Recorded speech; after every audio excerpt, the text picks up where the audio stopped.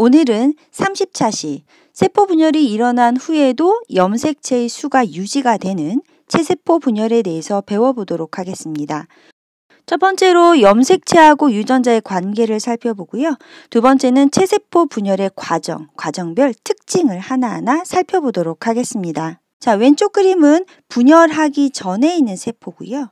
오른쪽은 한참 분열 중인 세포래요. 둘 차이. 자, 왼쪽 세포에 지금 보라색 부분 보이나요? 네, 핵입니다. 이러한 핵 속에는요, 생물의 특징을 결정하는 유전물질이 들어 있습니다. 그런데 세포가 분열을 하기 시작하잖아요. 그럼 핵은 사라져요. 대신 유전물질이 꼬이고 뭉쳐져서 만들어진 이런 막대 모양의 염색체가 나타납니다. 하나의 세포가 두 개의 세포로 분열하려면 간단하게 우린 세포 하나를 이렇게 절단을 해서 두 조각을 내면 될 거라고 생각을 해요. 아메바는 세포 하나가 생물인 단세포 생물입니다. 지금 왼쪽에 핵이 있어요.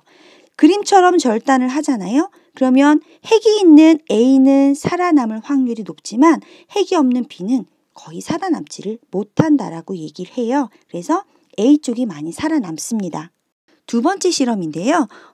핵이 중요하다는 걸 알았어요. 그래서 생각을 했죠. A, B 둘 다 살리려면 핵을 정확히, 핵까지 반을 정확히 나누면 되겠구나 라고 실험을 했어요. 결과는 어떻게 됐을까요? 그렇죠. A도 B도 잘 살아남지 못했습니다. 여기에서 알 수 있는 사실은 핵이 잘라져서 손상이 되면 안 된다는 사실을 알게 되었네요. 자, 그렇다면 A와 B 모두 다 잘 살아남기 위해서는 이 핵이 둘 다 있어야 된다는 결론에 이르렀지요.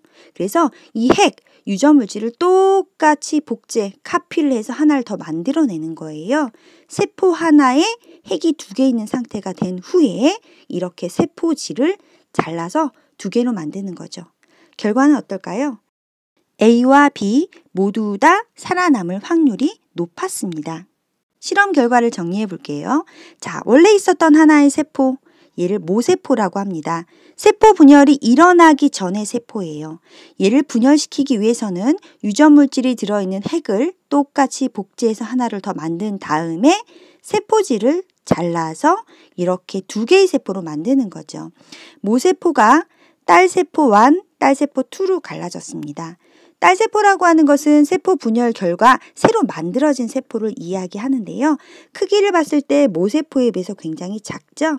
이 딸세포가 또다시 세포 분열하기 위해서는 모세포만큼 커다랗게 자랄 만한 시간이 필요합니다. 정리하겠습니다. 1번. 한 개의 세포가 두 개로 분열하려면 세포 안에 있는 핵, 유전물질을 먼저 복제를 해야 돼요. 그리고 나서 세포질 분열을 하죠. 다만 동물과 식물 세포에는 차이가 있습니다. 왼쪽의 동물 세포 같은 경우는요. 세포 막 안쪽으로 이렇게 밖에서 안쪽으로 파고들면서 조여들면서 이렇게 두 개가 만나서 똑 떨어져요.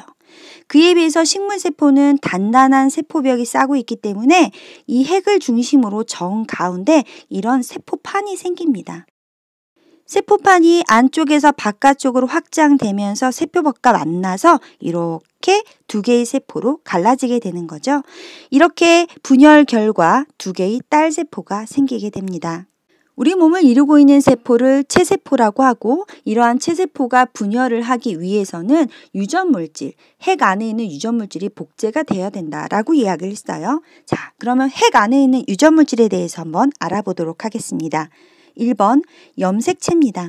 염색체라고 하는 것은요. 유전 정보를 담아서 전달하는 역할을 하는 것이에요. DNA하고 단백질로 구성이 되어 있습니다. DNA라고 하는 것은 왼쪽 그림에서 보면 이렇게 파란색 리본 모양으로 이중으로 되어 있고 나선으로 비틀어져 있어서 이중나선 구조다라고 이야기를 합니다. 그리고 이 녹색 알갱이들은요. 단백질이에요. 세포는 굉장히 작아요. 세포 안에 있는 핵도 작죠.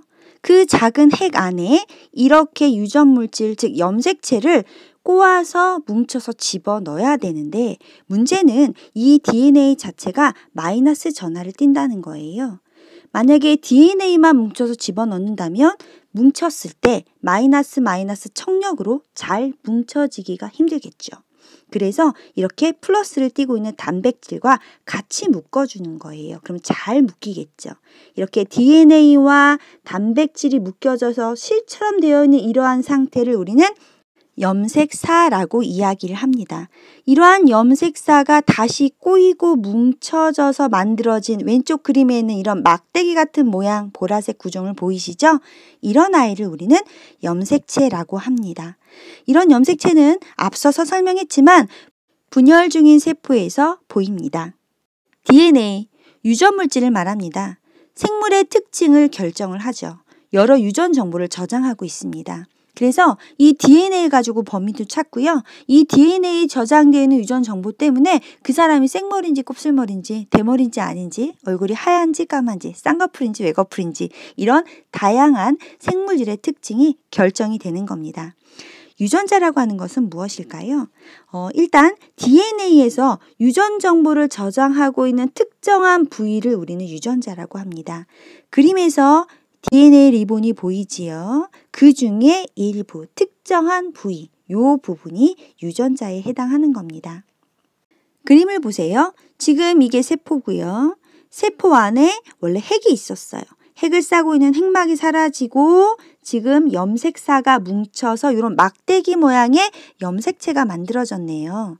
이렇게 파란색 하나 확대해서 볼까요?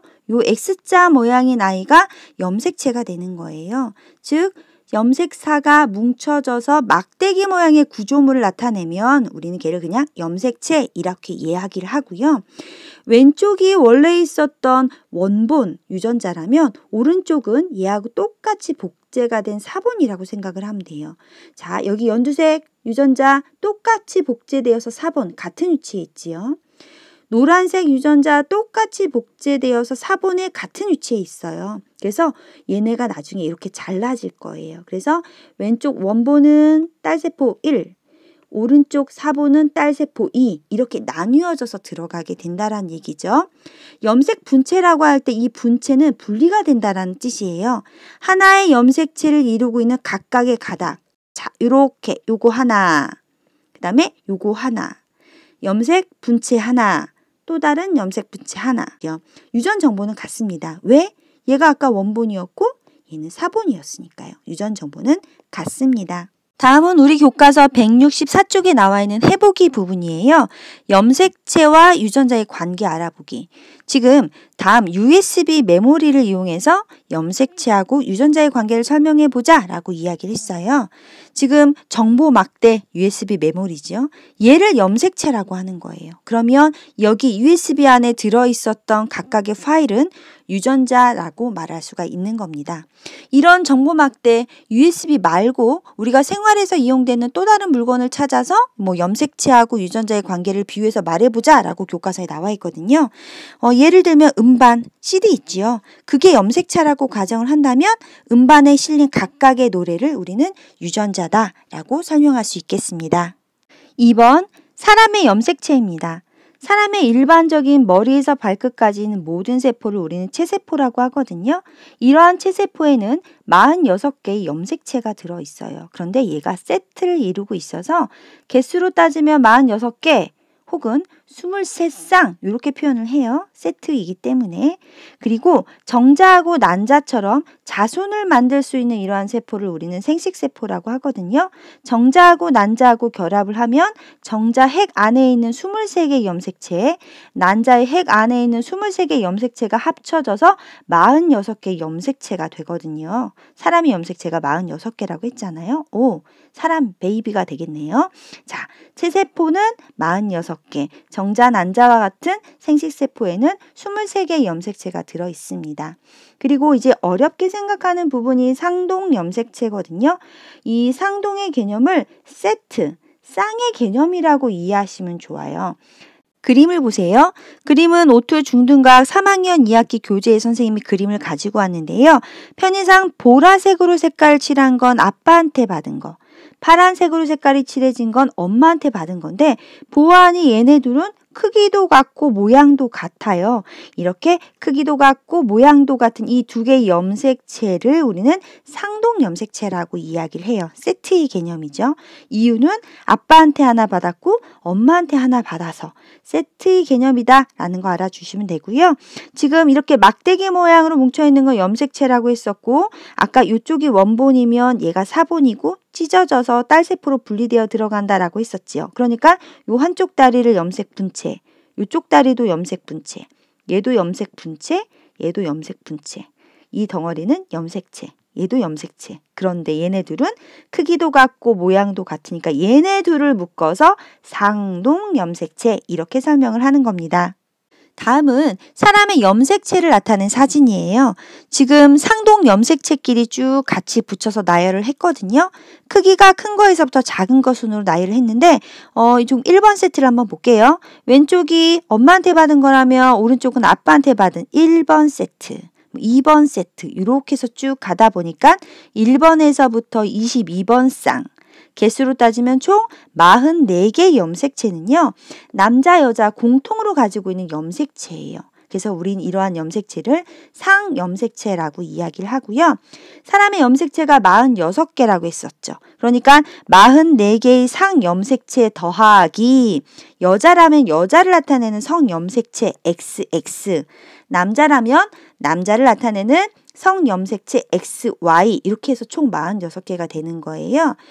성염색체에서 여자 같은 경우는요. 아빠, 엄마 모두에게 둘 다 X를 받았어요. 아빠한테도 X 받고 엄마한테도 X 받으면 여자예요. 그런데 아빠가 Y를 주고 엄마가 X를 주면 그땐 남자가 되는 거죠. 이 Y 염색체는 남자만 줄 수 있거든요. 그래서 1번에서부터 맨 마지막까지 똑같은 사이즈로 딱 맞게 떨어지면 여자, 하나 짧은 게 나타나서 짝꿍이 안 맞는 게 있으면 남자, 이렇게 그림을 보고도 여잔지 남잔지 확인할 수가 있습니다. 자, 오늘 수업의 하이라이트입니다. 세 번째, 체세포 분열입니다. 먼저 오른쪽 그림을 가지고 설명을 할게요. 오른쪽 그림은 오투 중등과학 3학년 2학기 교재에서 가지고 와봤습니다. 왼쪽에 나와 있는 그림 유전 물질이라고 되어 있는 게 실처럼 표시가 되어 있죠. 염색사를 표현한 거예요. 자, 얘가 똑같이 복제가 되는 거죠. 그러면 이쪽 왼쪽이 원본, 오른쪽이 사본이 되는 거예요. 그런데 이렇게 된 상태에서 원본하고 사본을 나누는 건 굉장히 힘든 일이에요. 중간에 엉켜서 끊어질 수 있거든요. 그래서 요 각각을 뭉쳐서 이러한 막대기 모양으로 만들어주는 거죠. 유전자의 소실이 없이 원본과 사본을 제대로 나누기 위해서 이렇게 염색사가 염색체로 뭉쳐집니다. 그리고 이쪽 왼쪽 원본은 왼쪽 딸세포로 들어가고 오른쪽에 있는 염색 분체는 다른 딸세포로 들어가면 되겠죠. 그리고 나서 이런 염색체는 다시 풀어지는 거죠. 그래서 원래 있었던 아이하고 똑같은 딸세포가 두 개가 만들어지는 것이 체세포 분열입니다. 왼쪽으로 와볼게요. 일단 체세포 분열이 일어나기 위해서는요. 분열을 준비를 한 다음에 분열을 해야 되겠죠. 여기서 말하는 준비라고 하는 것은 유전물질, DNA 복제, 이게 가장 중요한 거예요. 그리고 우리가 앞선 그림에서 모세포 하나가 두 개의 딸세포로 분리가 되잖아요. 그러면 세포의 크기가 작아졌어요. 그 딸세포는 다시 모세포 크기대로 쭉 자랄 만한 시간이 필요한데 그러한 시간을 우리는 간기라고 합니다. 세포가 쭉 커지고 유전물질을 복제해서 분열을 준비할 수 있는 긴 기간을 간기라고 이야기를 합니다. 보통 분열기하고 분열기 사이에 끼었다라고 표현을 하거든요. 아침 먹고 점심 먹고 그 사이에 간식 먹는 것처럼 분열기하고 분열기 사이에 끼어 있는 게 간기예요. 시간으로 따지면 굉장히 길어요. 왜냐하면 세포가 커져야 되고요. DNA 복제하는 것도 쉬운 일은 아니거든요. 시간상으로 굉장히 오랜 시간이 필요한 게 간기고요. 분열기는 간기에 비한다면 정말 눈 깜짝할 사이에 지나간다라고 생각하시면 됩니다. 이 분열기는 핵을 먼저 두 개로 분열을 하고요. 세포질을 분열을 하면 됩니다. 이제 체세포 분열의 과정을 각 단계별로 하나씩 살펴보겠습니다. 첫 번째는 간기 분열 전을 이야기합니다.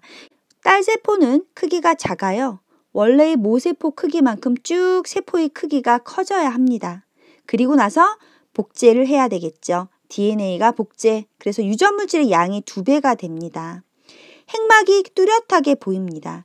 지금 요 그림은 현미경 사진이거든요. 자, 요게 세포예요. 그리고 여기 정 가운데 빨갛게 염색이 된 것이 핵이고요. 핵이 뚜렷하게 보이는 것은 핵막이 있기 때문에 그래요. 안에 전체가 다 빨간 거는요. 이렇게 실처럼 염색사로 풀어져 있는 상태고 얘가 염색이 되어서 전체가 다 빨갛게 보이는 겁니다. 특징, 핵막이 뚜렷하게 보입니다. 보이지요? 핵 속에 실처럼 풀어진 염색사가 존재하게 됩니다. 분열전 특징입니다. 다음은 전기입니다. 축구는 전반, 후반 이렇게 나누잖아요. 근데 세포 분열 과정은요. 이 안에 있는 염색체가 어떻게 움직이는지 염색체의 모양과 행동 변화를 가지고 전, 중, 후, 말 4단계로 나눠요. 지금 이렇게 세포 안에 뭔가 이렇게 꾸물꾸물꾸물한 뭉쳐져 있는 것들이 보여요. 염색체입니다. 그런데 이렇게 핵을 싸고 있었던 막이 사라진 걸 확인할 수가 있어요. 그림으로 보면 이렇게 점선으로 표시했죠. 핵막이 사라집니다. 그리고 실처럼 풀어져 있었던 염색사가 막대기 모양으로 이렇게 뭉쳐 있죠. 꼬물꼬물꼬물꼬물. 막대 모양의 염색체가 등장을 합니다. 그리고 왼쪽 그림을 보면 알겠지만 X자 모양이죠. 복제됐다는 걸 의미하는 거고요. 염색 분체는 한쪽의 DNA가 복제되어서 만들어졌기 때문에 왼쪽 오른쪽 유전 정보는 같을 수밖에 없겠죠. 그리고 이렇게 염색 분체를 나중에 양쪽으로 찢어서 끌고 갈 아이를 방추사라고 하거든요. 이 그림에서 요 하얀 실 같은 걸 이야기하는 겁니다. 방추사가 형성이 됩니다. 정리할게요. 전기는 핵막이 사라지고 염색체가 등장을 하고 방추사가 형성이 됩니다. 다음은 중기입니다. 먼저 현미경 사진을 보세요. 이게 세포가 있고 세포의 정중앙에 염색체가 이렇게 줄 맞춰 서 있는 것을 확인할 수가 있습니다. 염색체가 세포 중앙에 배열되어 있기 때문에 염색체의 숫자나 모양을 우리가 잘 관찰할 수 있는 시기예요. 아쉽지만 시간은 굉장히 짧아요. 줄 맞춰 있다가 바로 끌려가거든요. 굉장히 짧은 시간이고요. 방추사가 염색체에 부착이 되는 것까지가 중기입니다. 그림 보겠습니다. X자 모양의 염색체가 있어요. 정 가운데 파란색 점 찍힌 거 보이나요? 네, 그 부분을 동원체라고 하는데요. 방추사가 와서 붙는 지점입니다. 왼쪽에 있는 방추사는 이쪽에는 염색 분체를 왼쪽으로 끌고 갈 거고요. 오른쪽에서 온 방추사는 염색 분체를 오른쪽으로 끌고 갈 예정입니다. 일단은 방추사가 염색체에 부착된 것까지만 중기라고 보시면 되겠습니다. 정리할게요. 중기는 염색체가 세포 중앙에 배열되어 있어서 관찰하기 좋지만 시간은 짧아요. 방추사가 염색체에 부착이 된 상태까지가 중기입니다. 다음은 후기가 되겠습니다. 먼저 중기에서부터 한번 볼게요. 요게 지금 동원체라고 얘기했었어요. 그리고 하얀색 실 부분이 방추사였어요. 방추사에 의해서 왼쪽에 있는 것 왼쪽으로 끌려가고 오른쪽에 있는 분체는 오른쪽으로 끌려가요. 그런데 실이 있는 부분 먼저 끌려가기 때문에 위에 있는 위하고 아래 부분 미처 준비하지 못한 거예요. 그래서 이렇게 꺽쇠 모양으로 끌려갈 수밖에 없는 겁니다. 방추사에 의해서 각 염색체의 염색 분체가 세포 양쪽 끝으로 이동하는 그런 과정입니다. 이런 꺽쇠 모양으로 끌려가면 후기라고 생각하시면 되겠습니다. 다음은 마지막 말기인데요. 말기는요. 양쪽으로 이미 다 이렇게 끌려간 거예요. 현미경 사진 보세요. 그러면 여기는 유전 물질을 다시 가둬놔야 되겠죠. 그래서 다시 얘를 싸는 핵막이 생기는 거예요. 이렇게 핵막이 다시 생겨요. 그러면 2개의 핵이 생긴 거네요. 어머! 세포 하나에 핵이 2개네요. 그쵸? 그리고 여기 뭉쳐져 있었던 염색체가 다시 이런 상태로 염색사로 풀어지면 되겠습니다. 그리고 식물과 동물 세포의 차이가 있긴 하지만 세포질 분열이 시작이 되면 2개의 딸세포가 생성이 되는 겁니다. 자, 이제 체세포 분열이 끝났어요. 체세포 분열 결과 그림처럼 2개의 딸세포가 생성이 됩니다. 그리고 이 딸세포는요, 원래 있었던 모세포하고 유전 정보나 염색체의 수, 모양이 같다라는 거 중요하고요. 딸세포는 어느 정도 다시 쭉 자라면 체세포 분열을 할 수 있겠지요. 체세포 분열 결과 세포의 수가 많이 늘어나면 생물의 몸집이 커지는 생장이 일어나는 거고요. 다쳐서 상처가 생겼어요. 상처가 아물게 되고 수명이 다해서 죽은 세포를 보충하는 그런 재생도 체세포 분열 결과 일어납니다. 다음은 우리 교과서 165쪽에 나와 있는 체세포 분열 과정 전체 사진입니다. 이러한 모든 과정은 쭉 연속적으로 일어나는 과정이라는 걸 알아두시면 되고요. 이러한 과정은 염색체의 모양과 행동에 따라서 이 단계를 구분한다라고 이야기했습니다. 분열 전에는 세포가 자라고 DNA가 복제가 되지요. 핵막이 굉장히 뚜렷하고 염색사로 존재하는 걸 확인할 수 있습니다. 전기는요, 핵막이 사라지고 염색체가 보입니다. 방추사가 준비가 되겠죠. 중기는 염색체가 세포의 정 가운데 배열되고 방추사가 붙어있는 상태입니다. 후기는요, 방추사에 의해서 염색 분체가 양쪽으로 끌려가고요. 말기에는요, 2개의 핵이 생겨야 되기 때문에 핵막이 다시 생기고 염색체가 풀어져서 염색사가 되고 세포질을 나누어서 2개의 딸세포로 만들어냅니다. 이 모세포하고 딸세포를 보면 알겠지만 체세포 분열로 만들어진 이 딸세포는 모세포하고 염색체의 수가 같습니다. 스스로 확인하기 1번입니다. 분열 중인 세포에서 유전 물질이 꼬이고 뭉쳐져서 막대 모양의 누가 나타냈대요. 그렇죠? 정답은 염색체가 되겠습니다. 2번입니다. 체세포 분열 결과 만들어진 2개의 딸세포는 각각의 모세포와 염색체 수가 그렇죠? 같습니다. 3번입니다. 체세포 분열이 일어날 때는 누가 분리되어서 각각의 딸세포로 들어갈까요? 네, 염색 분체가 분리가 되겠죠? 정답은 염색 분체입니다. 4번입니다. 세포 분열이 일어날 때 염색체가요, 실처럼 풀어진 상태로 분리가 된다면 어떤 문제가 있을지 설명해 보자. 염색체가 실처럼 풀어진 상태, 즉 염색사의 형태로 분리가 된다면 복제된 DNA가 정확하게 반으로 분리가 되지 않을 수 있어요. 염색사는 굉장히 길고 원본하고 사본을 나누는 과정 안에서 핵이라는 공간은 그렇게 넓지가 않거든요. 그러다가 DNA가 끊어질 수도 있어요. 그렇기 때문에 딸세포의 염색체 구성이 모세포하고 달라질 수도 있습니다. 그래서 염색사를 염색체로 응축, 뭉친 상태에서 염색 분체로 분리하는 것이 안전합니다. 다음 시간에는요, 31차 시 체세포 분열 관찰 실험에 대해서 알아보도록 하겠습니다.